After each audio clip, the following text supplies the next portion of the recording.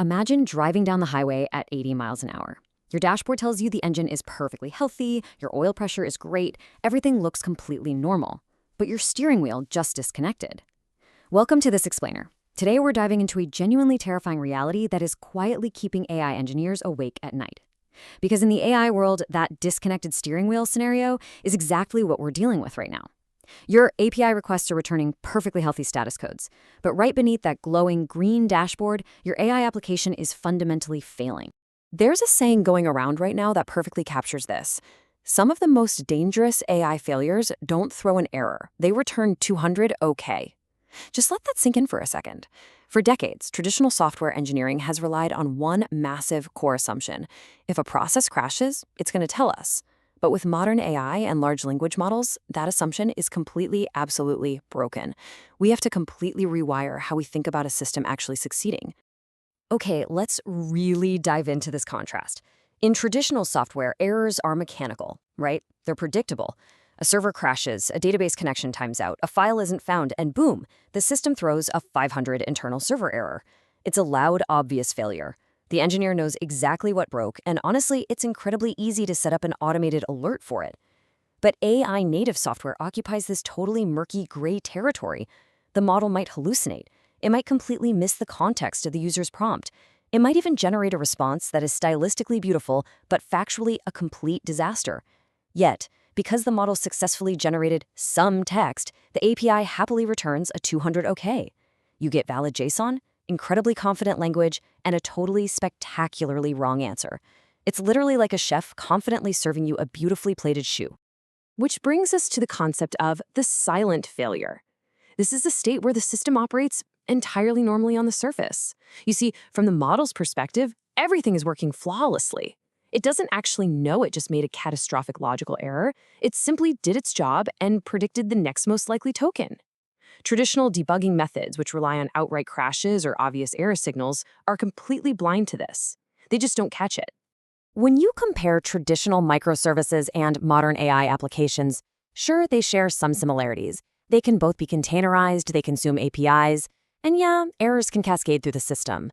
But the crucial difference is that AI applications are inherently non-deterministic, meaning you can ask them the exact same question twice and get two completely different answers.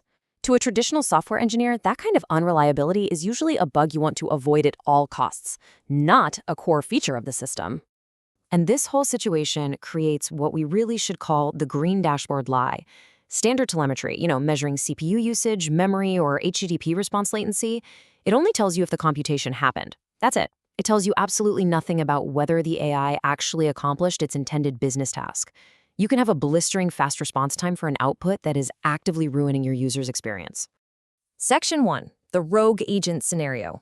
Let's look at cascading failures in production. So let's see how this builds into a high-stakes nightmare, especially when we start giving AI the power to actually take actions. Because we aren't just talking about chatbots answering trivia anymore. We're talking about autonomous AI agents. Imagine an agent tasked with processing a refund or a charge. Step 1. The agent decides to trigger a tool to charge a customer $50. Step 2. The payment gateway actually successfully processes that charge. But then, Step 3, a brief network hiccup occurs. Just a tiny glitch, and the response times out before reaching the agent. What does the AI do? Well, it's trying to achieve its goal, and it didn't get confirmation. So, Step 4, the agent simply retries the action. And just like that, the customer is charged twice. This happens because of one fundamental misunderstanding. Unknown is not the same thing as failed. To an AI reasoning engine, an unknown state is fundamentally confusing. A timeout is just an unknown state. It doesn't mean the action didn't happen. But when an autonomous agent is operating on probabilistic logic and it hits an unknown state without strict engineering guardrails in place, it's generally going to default to repeating the action. It just assumes the first attempt never went through. So if we break this down, why exactly did this loop fail? Actually, it wasn't an AI reasoning failure at all. It was a systems engineering failure. The loop failed because the system lacked idempotency, which is honestly just a fancy way of saying that pressing a button 5 times should only trigger the action once, kind of like an elevator button. It failed due to poor state tracking, where the agent's internal memory was totally out of sync with the real-world database. And it failed because timeouts weren't explicitly handled as distinct logical states. In complex setups, these missing guardrails turn into emergent, highly destructive behaviors. Section 2, the blueprint for production. Let's talk about the guardrails for AI-native systems. You see, building a cool AI demo is easy. Controlling it in the wild is hard. To build systems that don't just complete HTTP requests, but actually succeed safely, we need a totally new blueprint. This ecosystem really requires 4 distinct functional layers to tame the chaos. First, you've got orchestration frameworks, tools that act as the manager, defining your workflows. Second, the reasoning cores, which are your LLMs fully equipped with tools. Third, and this is critical, quality and security gates. You have to embed validation right into the execution loop itself. And finally, observability platforms to give you the tracing, the metrics, and those vital feedback loops. To monitor that 4th layer properly, we need a concept called semantic observability. Traditional exact match metrics totally fail here because a correct AI answer can take 100 different forms. We have to use semantic similarity measures, which is essentially using an AI to grade another AI's output to evaluate the true meaning and intent of the response. We are tracking anomaly scores and semantic drift now, not just doing a simple check to see if a JSON field is populated. And to prevent our rogue agent from double-charging that customer we talked about earlier, we have to enforce 2 ironclad computer science principles. First, idempotency, ensuring that no matter how many times a confused agent panics and hits retry, the action only applies one single time. And second, transactional state, ensuring that a multi-step operation is either 100% completed or completely, cleanly rolled back if an error occurs partway through. No halfway states allowed. Think about how this applies to something complex, like a real-world insurance claims workflow. You need strict guard conditions baked right into the flow.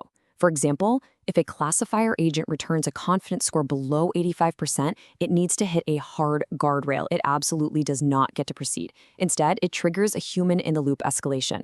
This is absolutely vital. When confidence is low, the default behavior of your system must be escalation, not persuasion. We cannot let a highly fluent, confident-sounding AI just hallucinate its way through a low-confidence scenario. So if you're deploying LLMs or agents right now, this right here is your mandatory production-grade toolkit. You need continuous evaluations. You need semantic observability pipelines to catch those silent failures. You need strictly idempotent operations, robust state synchronization so your agent actually knows what's happened in the real world, and definitive human-in-the-loop escalation paths for the edge cases. I really want to pause on the evaluation piece because it is just so critical. A previous offline evaluation, I don't care how rigorous your test set was before launch, guarantees absolutely nothing about real production behavior. The dynamic, probabilistic nature of these models means it is non-negotiable to continuously evaluate the application while it's running in production. You have to actively monitor for performance degradation, or drift, over time. It's the only way to know you're safe. Section 3, closing the loop.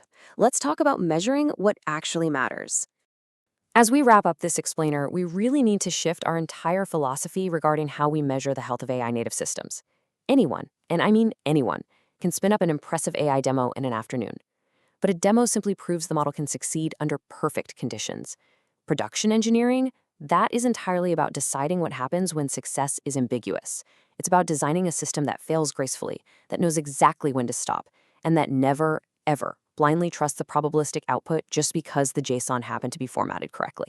So I want to leave you with this question. Ask yourself this the next time you look at your system monitors. Did your AI actually achieve the intended business outcome, or did the HTTP request just happen to complete? It's time to upgrade your observability, demand semantic metrics, and whatever you do, don't let a 200 OK trick you into a false sense of security. Thanks for joining me for this explainer, and I'll catch you in the next one.